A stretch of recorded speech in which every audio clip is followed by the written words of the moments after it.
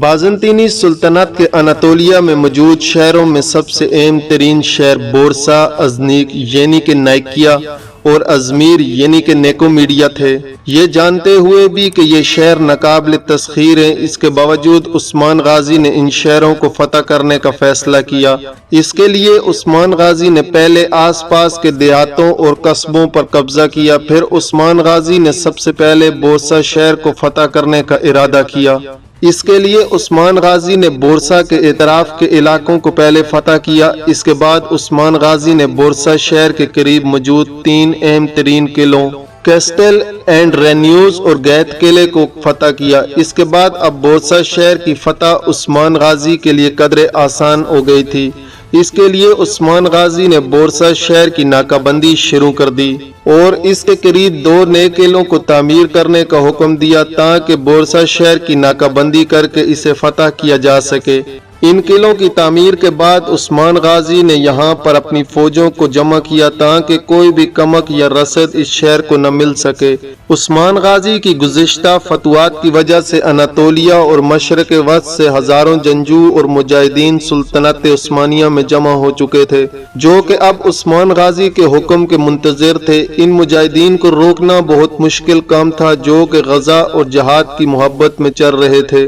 انہیں اب انتظار تھا تو عثمان غازی کا تاکہ وہ عثمان غازی کے ساتھ مل کر نئے شہروں کو فتح کر سکیں۔ اس دوران چونکہ بورسا کے گرد و نواح کو مکمل طور پر فتح کر لیا گیا تھا، اس لیے ازنیک اور ازمیک کے وہ شہر جو ابھی تک فتح نہیں ہوئے تھے، اب ان شہروں کی فتوحات کے لیے عثمان غازی کو کسی ایسے اتحادی کی تلاش تھی جو کہ ان علاقوں اور ان خطوں کو اچھی طرح سے جانتا ہو۔ اس غرض کے لیے عثمان غازی نے ہار منکایا قلعے کے تیکفور میکائل کوسس سے مدد لی۔ میکائل کوسس جو کہ ایک رومی تیکفور تھا، لیکن اس کے عثمان غازی کے ساتھ دوستانہ اور اچھے تعلقات تھے۔ مدد طلب کرنے پر تیکفور میکائل کوسس اپنے سپاہیوں کے ساتھ عثمان غازی کے پاس یعنی شہر جا پہنچا۔ اس نے نہ صرف عثمان غازی کو مدد دینے کا وعدہ کیا بلکہ اس نے عثمان غازی کو بتایا کہ میں مسلمان ہونا چاہتا ہوں۔ جب عثمان غازی نے سنا کہ عیسائی قلعے کا تیکفور میکائل کوسس مسلمان ہونا چاہتا ہے تو اب چونکہ میکائل کوسس عثمان غازی کا دوست بھی تھا تو اس نے یہ سننے کے بعد عثمان غازی بے حد خوش ہوئے، یہاں تک کہ عثمان غازی کے خوشی سے آنسو بھی نکل آئے۔ عثمان غازی کے ہاتھ پر میکائل کوسس نے کلمہ شہادت پڑھ کر اسلام قبول کر لیا، جس کے بعد میکائل کوسس کا نیا نام عبداللہ رکھا گیا۔ بورسا شہر کی فتح کے لیے عثمان غازی نے کچھ ضروری تیاریاں کی اور انہوں نے عبداللہ، میکائل کوسس اور سالتوک کو حکم دیا کہ وہ اورحان غازی کے ساتھ کراچہ حصار قلعے میں رہیں اور شہزادے اورحان خان کی حفاظت کو یقینی بنائیں۔ ادھر عثمان غازی نے جنگی تیاریوں کو مکمل کیا اور اپنی فوج کے ساتھ لبوچے نامی بازنطینی قلعے کے سامنے جا پہنچے۔ یہاں ایک عجیب واقعہ پیش آیا۔ لبوچے قلعے کے عیسائی تیکفور نے بغیر جنگ لڑے اور بغیر کسی مذمت کے عثمان غازی کے سامنے ہتھیار ڈال دیے اور بغیر جنگ لڑے اس قلعے کو فتح کر لیا گیا۔ عثمان غازی اس فتح سے بے حد خوش ہوئے۔ اس کے بعد عثمان غازی اپنی فوجوں کے ساتھ آگے چلے گئے اور 1305 عیسوی میں انہوں نے لفکے اور چارجیلو ان دونوں قلعوں کو فتح کر کے عثمانی سلطنت میں شامل کر لیا۔ اس کے بعد عثمان غازی نے اپنی فوجوں کے ساتھ میسکے قلعے کا محاصرہ کر لیا اور کچھ ہی دنوں میں یہ قلعہ بھی فتح ہو گیا۔ یہاں سے عثمان غازی اب ایکسار قلعے جا پہنچے تھے۔ یہاں کے عیسائی تیکفور نے عثمان غازی کے سامنے سخت ترین مذمت کی اور اس نے شہر سے نکل کر میدان جنگ میں عثمان غازی کی فوج کا مقابلہ کیا۔ یہ جنگ تھوڑی دیر جاری رہی کیونکہ عثمان غازی کے مجاہدین نے جلد ایکسار لشکر کو منتشر کر دیا تھا اور عیسائی فوج قلعے کی جانب پیچھے ہٹنے لگی اور ایک مختصر ترین محاصرے کے بعد عثمان غازی نے اس شہر کو بھی فتح کر لیا۔ اس فتح کے بعد عثمان غازی اپنے لشکر کے ساتھ کیوے شہر جا پہنچے۔ یہاں کے عیسائی گورنر نے عثمان غازی کے سامنے ہتھیار ڈالنے سے انکار کر دیا، جس پر عثمان غازی نے اس شہر کا سخت ترین محاصرہ شروع کر دیا اور کچھ ہی دنوں کے اندر یہ قلعہ بھی فتح ہو گیا۔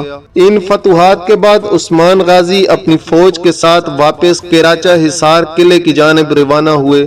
جب عثمان غازی اپنی فوج کے ساتھ بازنطینی قلعوں کی فتوحات میں مصروف تھے تو اس دوران چودار تاتار نے موقع غنیمت سمجھتے ہوئے سلطنت عثمانیہ پر حملہ کر دیا۔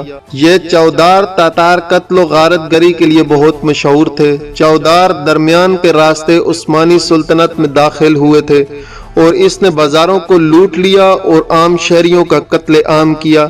اس حملے کی خبر جب کراچا حصار قلعے میں عثمان غازی کے بیٹے اورحان کو ملی تو وہ مخص چند سو سپاہیوں کے ساتھ ان وحشی غنڈوں کا کام تمام کرنے کے لیے نکلے۔ شہزادہ اورحان خان نے اپنے مجاہدین کے ساتھ ان ڈاکوؤں پر گھات لگا کر حملہ کیا۔ ان میں سے بیشتر کو موت کے گھاٹ اتار دیا جبکہ باقی ڈاکوؤں کو اورحان نے زندہ پکڑ لیا اور چند ایک ہی زندہ جان بچا کر بھاگنے میں کامیاب ہوئے۔ اس فتح کے بعد عثمان غازی کا بیٹا اورحان قیدی ڈاکوؤں کو اپنے ساتھ کراچا حصار شہر لے آیا۔ یہاں اورحان خان کا شاندار استقبال کیا گیا۔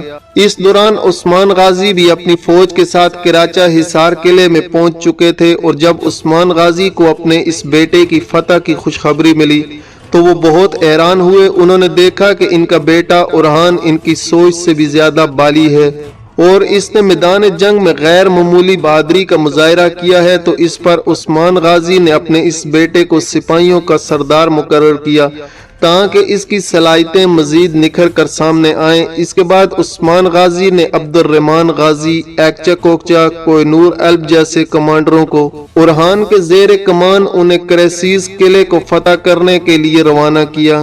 یہ شہر انتہائی ناقابل تسخیر جگہ پر موجود تھا جہاں پر اس کے ایک طرف تو پانی تھا جبکہ باقی اطراف زمین تھی۔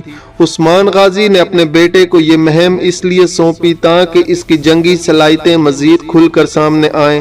اورحان اپنی فوج کے ساتھ جب کریسیس شہر کے قریب پہنچے تو انہوں نے اپنی فوج کو 3 حصوں میں تقسیم کر دیا، جس میں سے فوج کا پہلا حصہ قلعے کے پیچھے جا کر چھپ گیا، دوسرے حصے نے قلعے کے سامنے درختوں میں چھپ کر گھات لگا لی، جبکہ فوج کے تیسرے حصے کے ساتھ اورحان خود قلعے کے سامنے پڑاؤ ڈال دیا۔ کریسیس قلعے کے ٹیکفور نے جب دیکھا کہ عثمانی فوج کا ایک چھوٹا سا دستہ شہر کے باہر پڑاؤ ڈالے ہوئے ہے تو وہ اپنے سپاہیوں کے ساتھ شہر سے نکل کر اس نے عثمانی فوج پر حملہ کر دیا۔ ایک مختصر سی جنگ کے بعد اورحان نے اپنے سپاہیوں کو پیچھے ہٹنے کا حکم دیا، جس پر کریسیس ٹیکفور نے یہ سمجھا کہ عثمانی میدان جنگ چھوڑ کر بھاگ رہے ہیں اور وہ تقریباً یہ جنگ فتح کر چکا ہے، لیکن اسے کیا پتا تھا کہ دراصل عثمان غازی کے بیٹے اورحان کی ایک چال ہے۔ شہر کے تمام سپاہی مال غنیمت کی لالچ میں عثمانی فوج کا پیچھا کرنے لگے کہ اسی دوران قلعے کے پیچھے موجود عثمانی دستے نے شہر کو خالی دیکھ کر تیزی سے اس کے ساتھ شہر میں داخل ہو کر کریسیس شہر کو فتح کر لیا۔ ادھر جب اورحان بھاگتے ہوئے اپنے گھات لگائے ہوئے سپاہیوں کے پاس پہنچے تو انہوں نے چھپے ہوئے سپاہیوں کو اشارہ کیا، جس پر سارے سپاہی گھات سے باہر نکلے اور انہوں نے رومیوں پر چاروں اطراف سے حملے شروع کر دیے جو کہ تیزی کے ساتھ عثمان غازی کے سپاہیوں کا پیچھا کر رہے تھے۔ اورحان غازی نے کریسیس قلعے کو کوہ نور الب کے حوالے کیا اور خود اپنی فوج کے ساتھ قیازی قلعے کی فتح کے لیے روانہ ہوئے، جبکہ ایکچا کوکچا فوج کے تیسرے حصے کے ساتھ شمال مشرق کی جانب روانہ ہو گئے۔ قیازی شہر کا محاصرہ ایک طویل عرصے تک جاری رہا اور آخر کار اورحان نے اس قلعے کے محاصرے کو کوہ نور الب کے حوالے کرتے ہوئے ہندک قلعے کی طرف پیش قدمی شروع کر دی۔ شہزادے اورحان نے ہندک قلعے کے تیکفور کو امن کی پیشکش کی، لیکن تیکفور نے امن کے بجائے جنگ کا انتخاب کیا، جس پر اورحان نے اپنی فوجوں کے ساتھ شہر کا محاصرہ شروع کر دیا اور جلد محاصرے سے تنگ آ کر شہر کے تیکفور نے ہتھیار ڈال دیے اور یہ شہر بھی عثمان غازی کی سلطنت میں شامل کر لیا گیا۔ 1314 عیسوی میں عثمان غازی نے بورسا شہر کا محاصرہ شروع کیا تھا۔ یہ محاصرہ کم و پیش 10 سال تک جاری رہا اور بالآخر 1324 عیسوی میں عاجز آ کر میسورین نے ہتھیار ڈال دیے اور شہر کو خالی کر دیا گیا اور ترک فوج اورحان غازی کی سرکردگی میں فاتحانہ طور پر بورسا شہر میں داخل ہوئی۔ عثمان غازی اس وقت سوغوت میں بستر مرگ پر تھے، لیکن وفات سے قبل اورحان یہ خوشخبری لے کر ان کے پاس پہنچے۔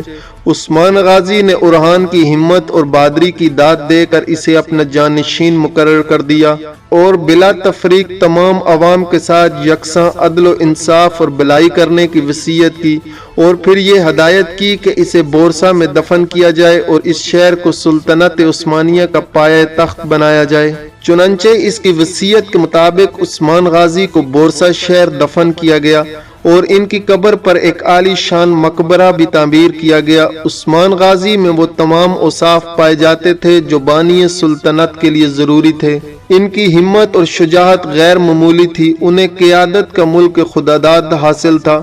میدان جنگ میں ان کی بہادری سپاہیوں میں دلیری کی روح پھونک دیتی تھی اور انتظام حکومت میں ان کی دانشمندی عوام کے دلوں کو اپنی گرویدہ بنا لیتی تھی۔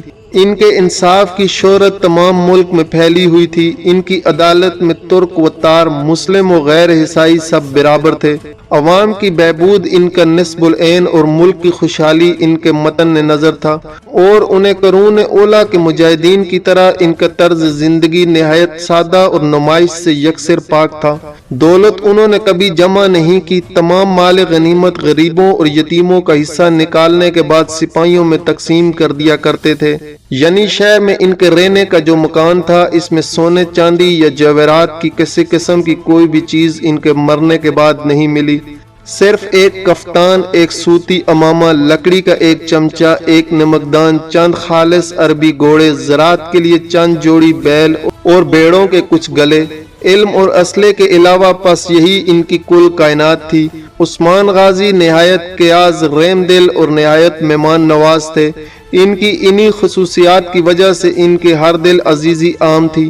چنانچہ تخت نشینی کے موقع پر جب ان کی تلوار، جو کہ ابھی تک محفوظ ہے، ان کے جانشینوں کی کمر سے باندھی جاتی تھی تو ساتھ ساتھ یہ دعا بھی کی جاتی تھی کہ خدا اس میں بھی عثمان غازی جیسی ہی خوبیاں پیدا کرے۔ سبسکرائب